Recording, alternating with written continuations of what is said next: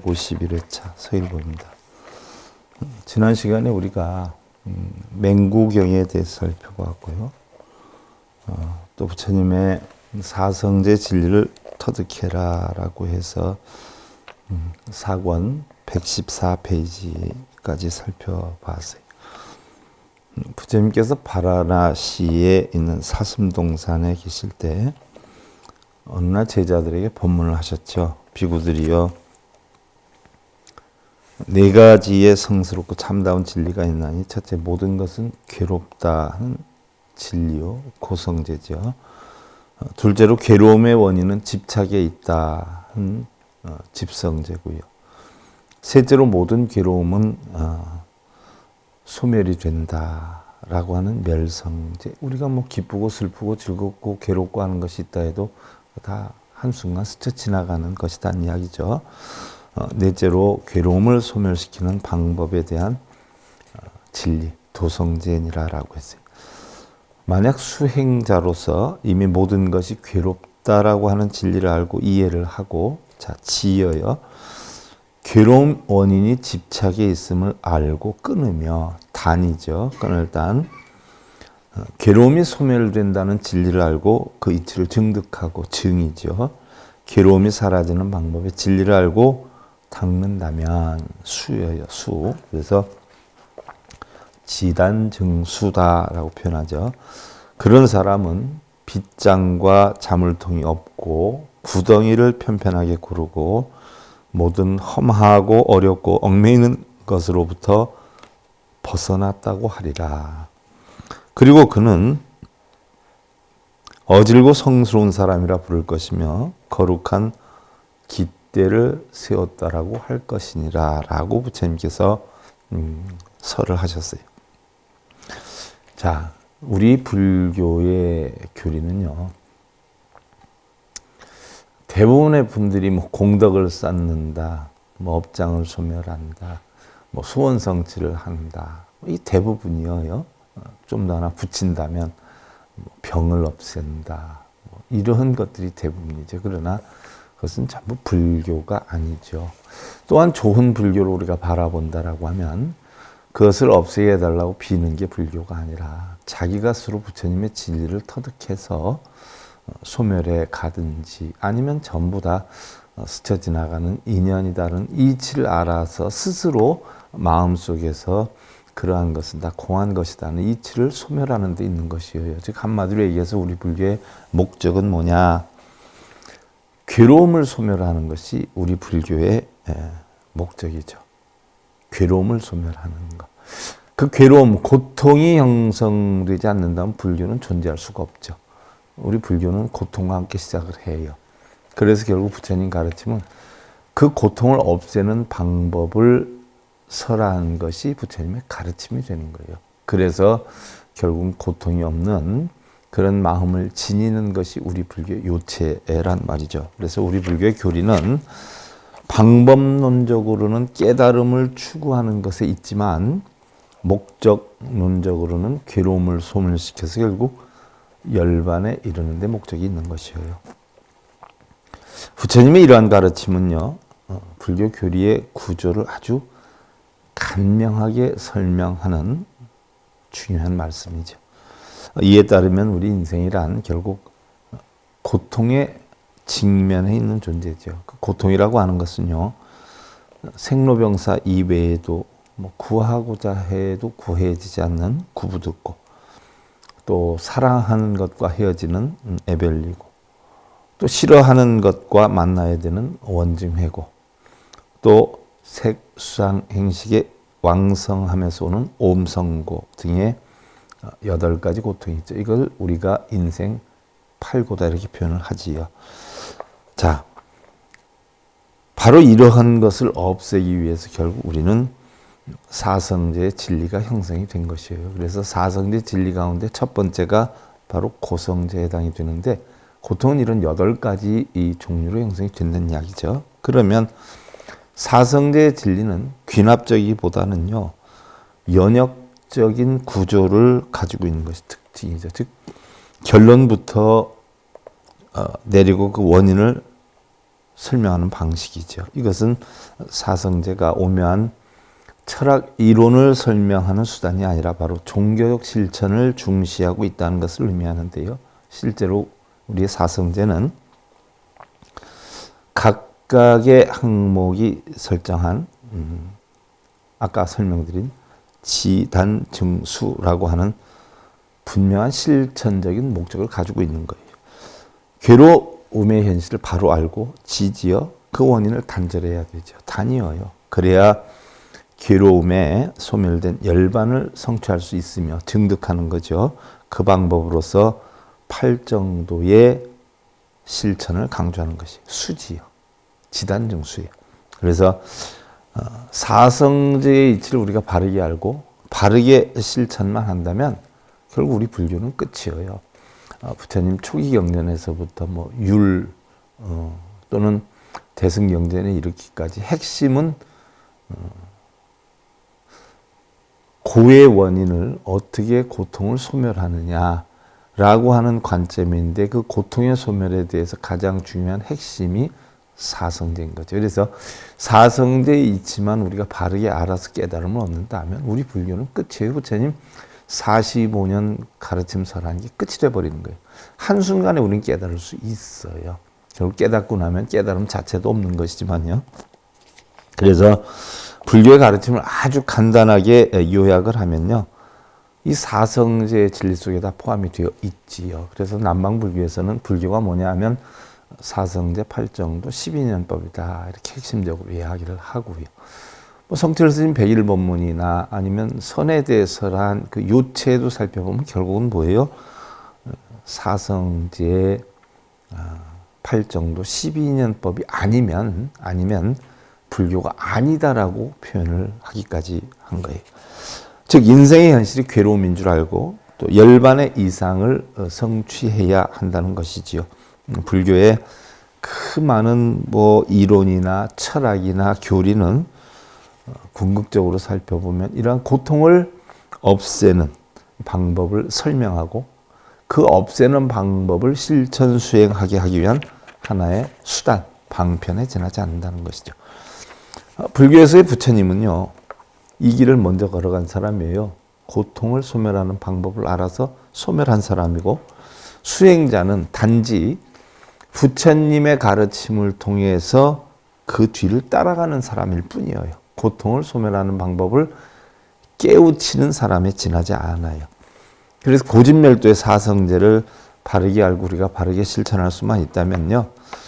더 이상의 불교 수행은 아무것도 다 필요가 없다는 것이죠. 그래서 우리 불교의 핵은 바로 사성제에 있다 하는 것 마음속에 깊이 새기시고요. 그리고는 자신의 본분으로 돌아가라는 것인데 내면을 텅 비워서 마음의 거울에 비추어 보여라 하는 이야기. 내 마음의 거울을 들여다보면 내 마음속에 무슨 생각을 하고 있는지 거울에 훤히 비친다고 가정을 할 때에 내면의 거울에 아무것도 비치지 않는 텅텅 빈 그런 본래 거울과 같은 마음으로 만들어야 된다. 그래야 거기에 진실의 모습이 물끄러미 떠오르게 될 것이다 하는 이야기죠. 환하게 열린 문을 두고서 창문을 두드리는 어리석음이요. 그러세요. 이미 다 열려 있어요. 열려 있는데 창문을 두드리고 있다는 이야기죠. 100년 동안 두드려 본들 어느 때나 자유로이 나갈 날 있으리라고 했어요. 이미 무슨 얘기냐? 우리의 본성은 불성은 다 갖추고 있다는 얘기예요. 그래서 내 본성이나 불성을 스스로 깨달아서 터득하면 우리는 부처가 된다는 얘기예요. 부처가 된다는 얘기죠. 그런데 바로 부처 될 생각은 안 하고 이미 자기가 부처라는 건 모르고 맨날 번뇌를 없앤다, 탐진치를 없앤다 이러면서 수행을 하고 있다는 이야기죠. 냉정히 살펴보면 탐진치나 번뇌나 이런 것도 인연에 의해서 잠깐 스쳐 지나가는 것이지 본래 불성 속에 있던 것은 아니에요. 내 마음에서 만든 것이죠.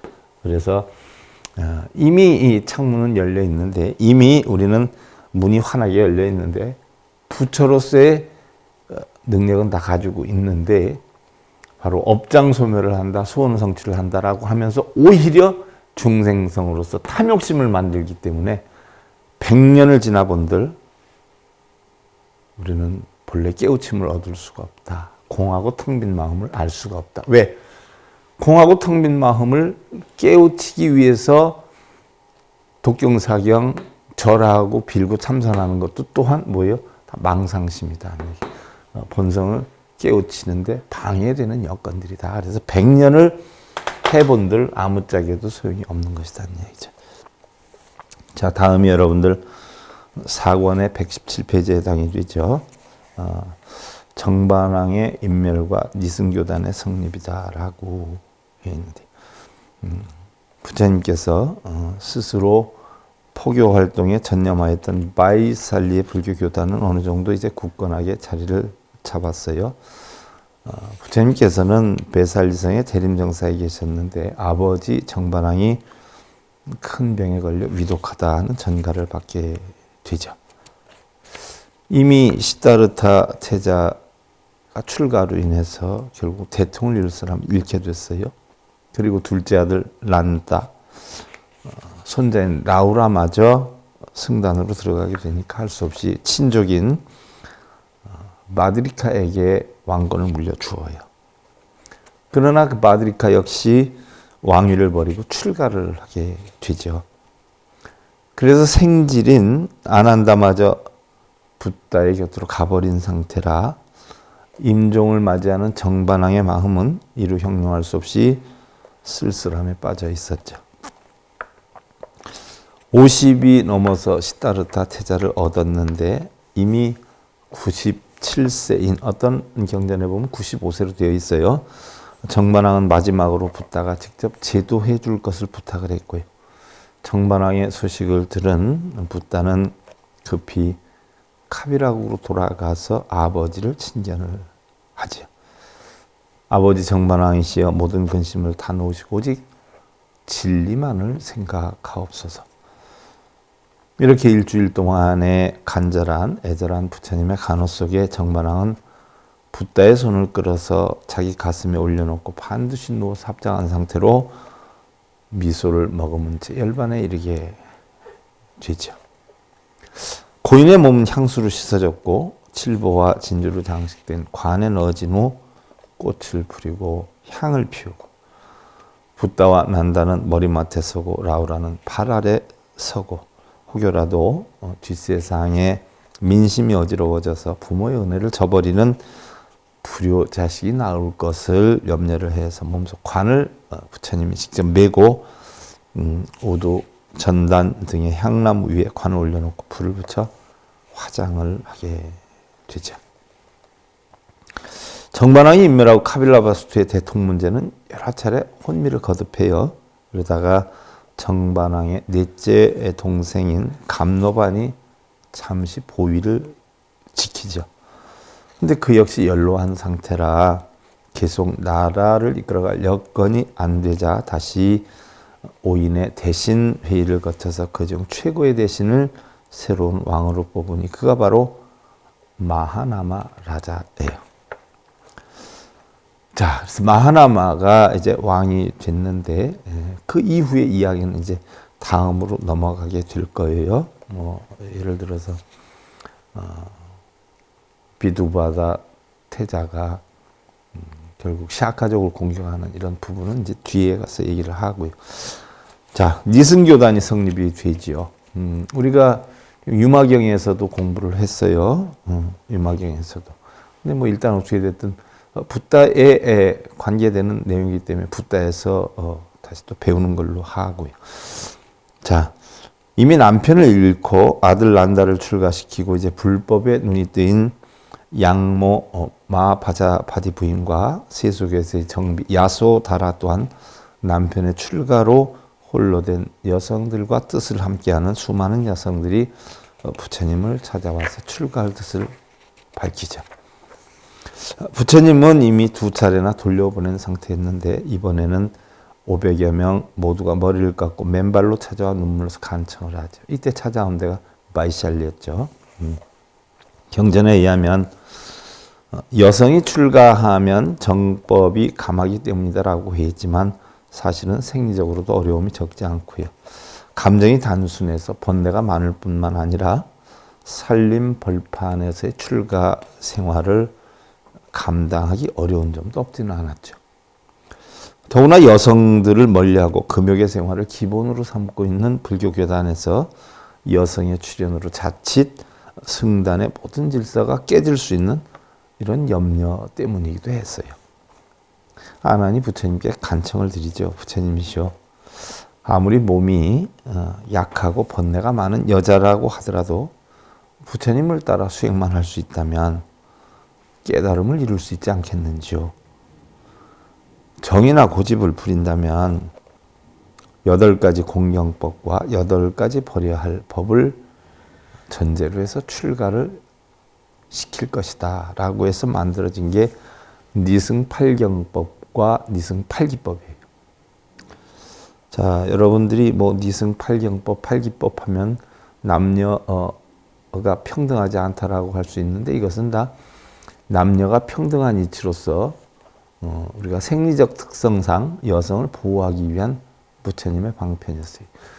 그 당시 여성 출가를 인정했다는 하나 자체만 해도 남자와 동등하게 인정을 했다는 이야기죠. 부처님이 카스 제도를 타파하고 남녀의 어떤 인권을 격차를 타파를 했단 말이죠. 그리고 부처님이 빌고 기도하는 거 이것은 하지 말아라. 모든 것은 자기가 스스로 원인을 만들어서 자기가 받는 것이다. 차작자수, 자업자득의 법을 설했단 말이죠. 그래서 부처님이 훌륭한 건 바로 그 부분이에요. 뭐 요술이나 마술 부리고 뭐 이래서 훌륭한 거 없어요. 여러분들 소원성취 시켜주는 거 없어요.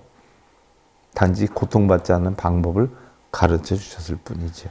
그것도 뭐 부처님이 없애주는 거 아니죠. 우리가 스스로 해야지요.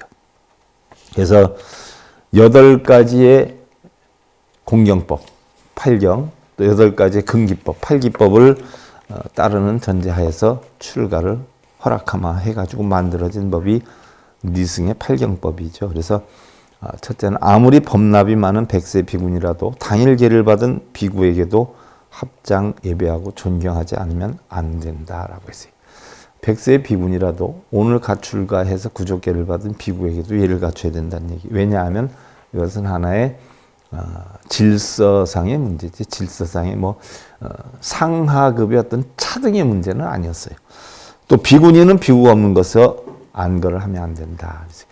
비구가 없는 것을 비구니가 안거를 하면 안 된다. 이것은 보호의 차원이죠. 그 전에도 우리나라의 사또 관청 이런 데 보면 사택이 별도로 있었잖아요. 옆에 관청 바로 옆에 가정을 보호한다는 차원이죠.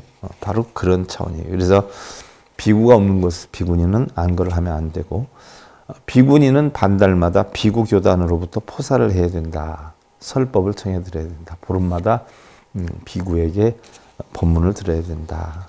또 넷째로 비구니는 안거가 끝나면 비구 교단으로 가서 그동안에 범한 죄가 있으면 발로 참여한다라고 했어요. 발로 참여. 자자죠? 자자. 또 죄를 범한 비구니는 비구니로부터 반달 동안 별거하여 발로 참여한다. 바로 뭐예요? 이슬과 같이 찬이슬과 같이 차가운 참여를 한다는 얘기. 엄격한 참여를 한다는 이야기죠.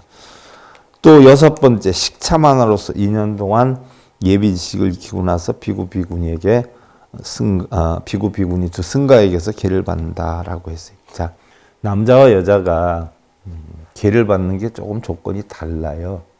예를 하나 들어서 남자는 3이었다가 비구가 바로 되는데 여자는 3인이었다가 바로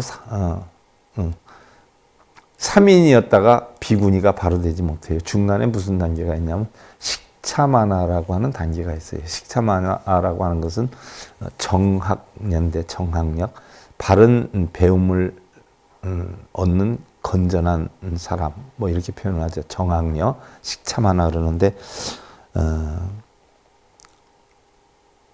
왜 이런 과정이 있느냐?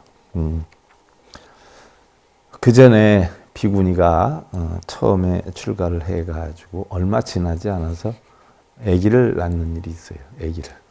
아기를 낳다 보니까 틀림없이 출가하기 전에 임신을 한 상태에서 출가를 해서 아기를 낳게 되니까 참 애매하잖아요. 그냥 두기도 뭐하고. 이래서 여성들은 식차만화라고 하는 2년이라는 기간이 주어져요. 그래서 3위로 있으면서 2년여 동안, 출가해서 2년여 동안 3위계를 받았다 하더라도 정학녀로서 식차만으로서 지내야 비구니 계를 정식으로 받을 수가 있지요.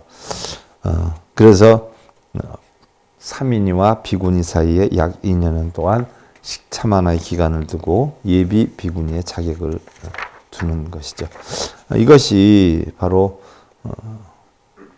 출가하는데 아기를 낳은 사람이 있어서 만들어진 것이고요. 7번째로 비구니는 비구의 죄를 들춰내서는 안 된다라고 했어요. 비구의 죄를 들춰내서는 안 된다. 그리고 8번째로 비구는 비구니의 죄를 들춰내는 것은 허락한다. 그러니까 일단은 비구가 보편적으로 승단을 이끌어가는 그런 여건에 있었다 이렇게 보면 되죠. 질서 관계도 문제가 되고요. 또 예를 들어서 여성과 남성이 같이 움직인다라고 하면은 문제가 있을 수 있죠. 거기에서 큰 문제가 있을 수 있어요. 그 전에 보면 상감마마가 부인을 여럿이 두면 어느 부인하고 하루 밤을 지내느냐에 따라서 인사개편이 다 된다라고 하잖아요. 그와 같이 그러한 모든 것들을 부처님 다 염려를 해서 그런 것이죠. 그러니까 뭐 여성을 비하하거나 아래로 보거나 그래서 만들어진 조치는 아니다는 이야기죠.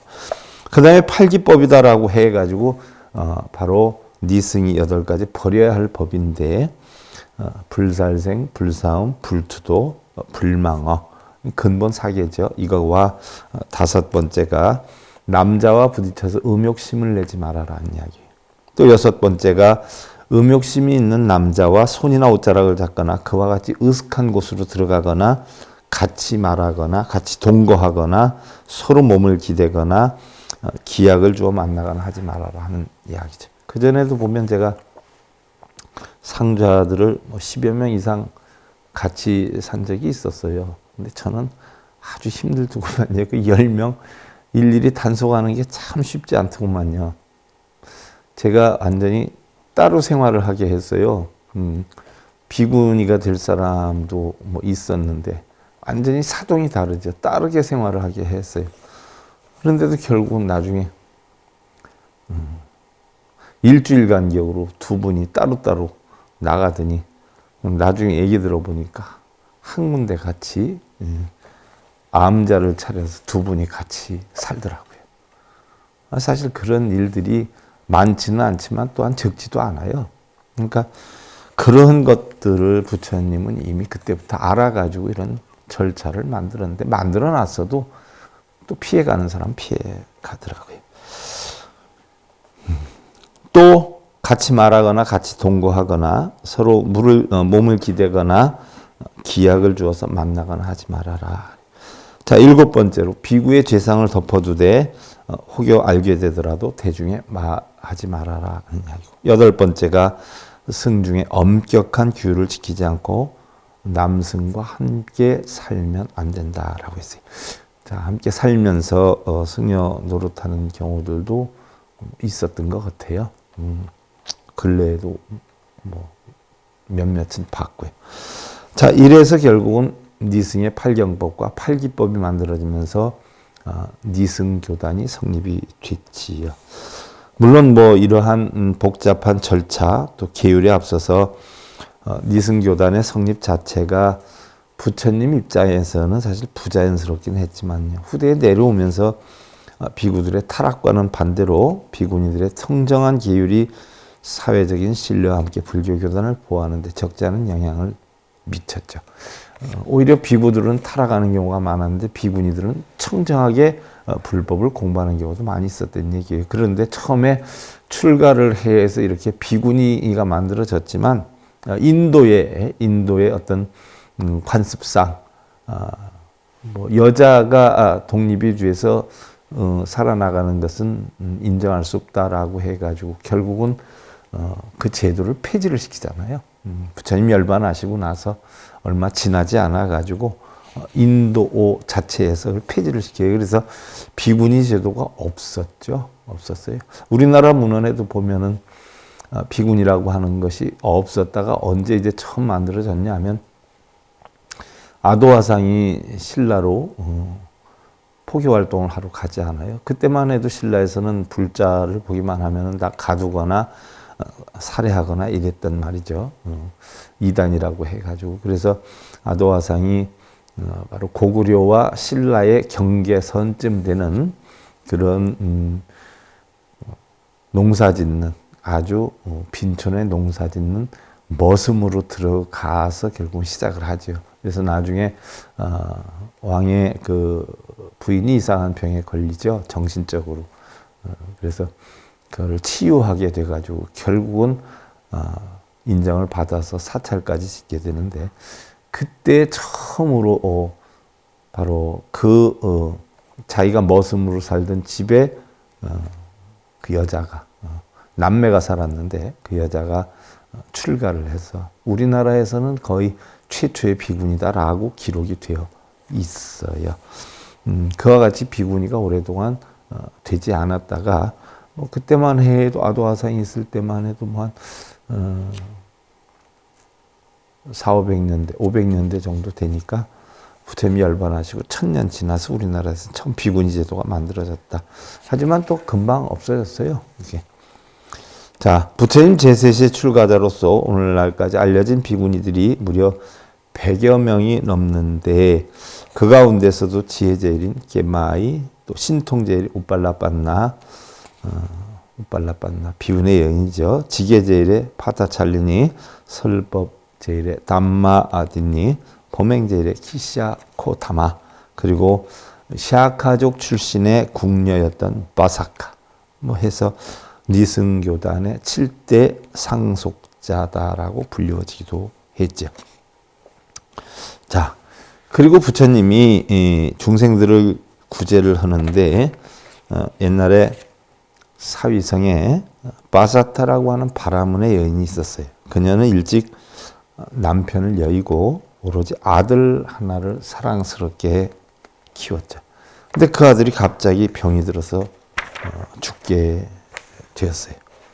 그 여인은 충격을 받아가지고 온몸에 실오라기 하나 걸치지 않은 채 거리로 뛰어다니고 내 아들을 살려달라고 난리를 치고 다녔죠.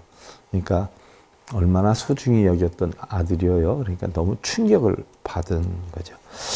모두들 불쌍히 여겼지만 어찌할 방도를 몰랐고요. 점점 더 그녀를 멀리하기 시작을 했어요. 그런데 그때 마침 한 불자가 그 여인을 보고는 저 사람은 아마 부처님뿐만이 치료할 수 있을 것 같아 라는 생각으로 부처님께 인도를 하지요. 자, 부처님께 한번 가봅시다. 당신이 지금 가장 고통스러워하는 부분을 해결해 줄 수 있는 분은 부처님뿐이 안 계십니다. 부처님이 해결해 줄 수 있다 하는 이야기를 들으니까 그 바사타가 어떻게 돼요?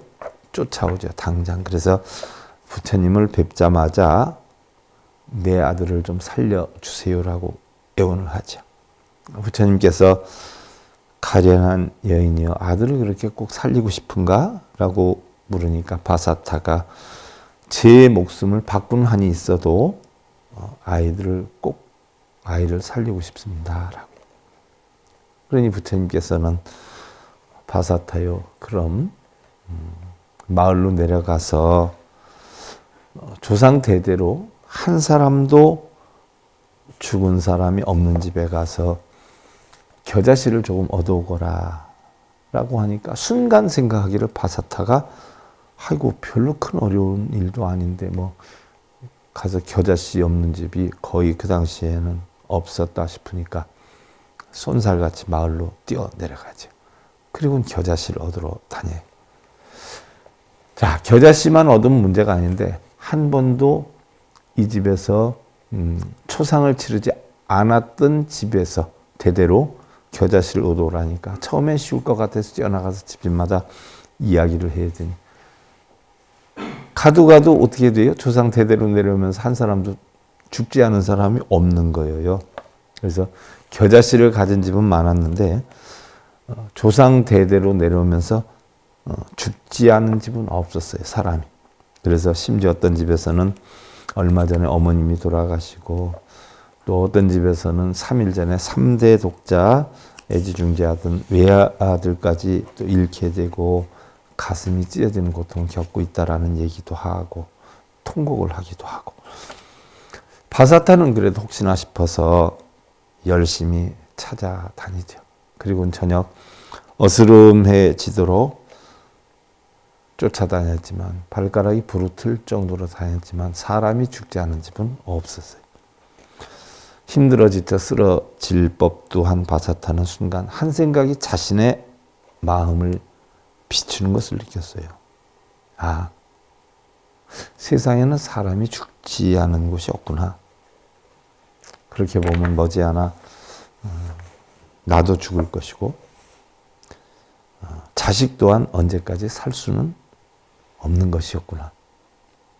누구든 태어나면 다소 시간의 차이만 있을 뿐 모두가 죽는 것인데 하는 생각을 하고는 집으로 돌아가서 죽은 자식을 화장터로 보내고 다시 기원영사로 돌아와요.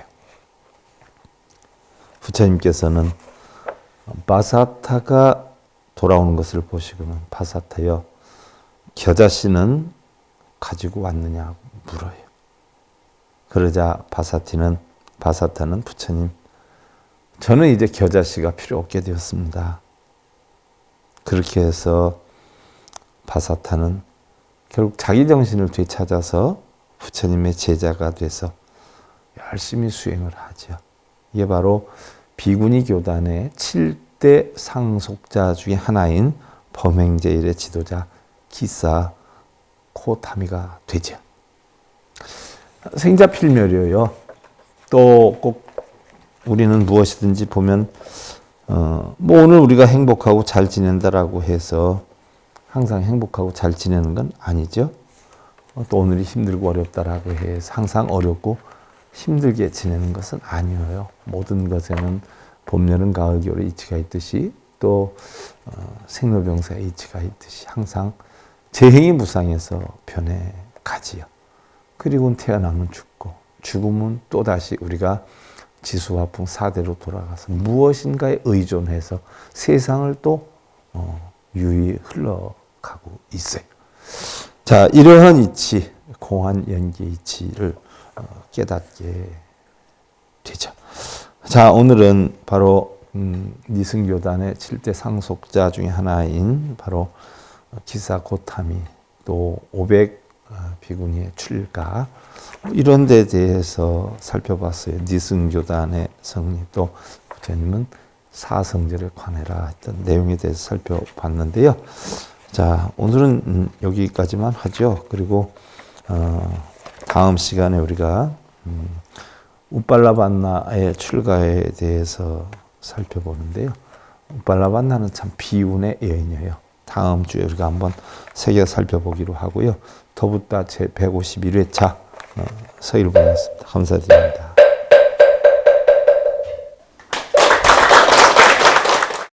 행복으로 가는 진검다리에 서길봉 스님이 여러분들을 초대합니다. SIB 불교교육대학에서는 더 듣다, 생활 속의 천수경, 달마대사 성관법, 현대생활 불교 법요지, 불교학 개론, 성찰스님 백일 법문 등을 비롯한 다른 불법, 다른 진리, 서길봉 스님의 SIB 불교교육대